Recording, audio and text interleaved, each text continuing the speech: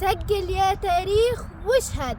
لأول مرة في تاريخ مركز الدلنجات يكون فيها 5 نواب، والأجمل إن كل نائب له كتيبة، يعني لو جمعنا كل الكتايب مع بعض هنعمل جيش مدني هيطالب بكل الخدمات المطلوبة. وخير الكلام ما قل ودل. ما تجيش تركب عمود كهرباء أو تدخل حد المستشفى أو تجيب موافقة لصلاة العيد أو خدمة الحجاج وتقول لي إن دي إنجازاتك. لا وألف لا.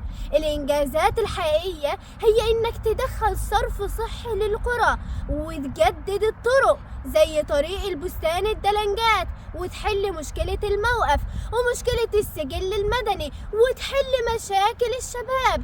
وعاوزين نشوف الجديد في قطاع الصحة.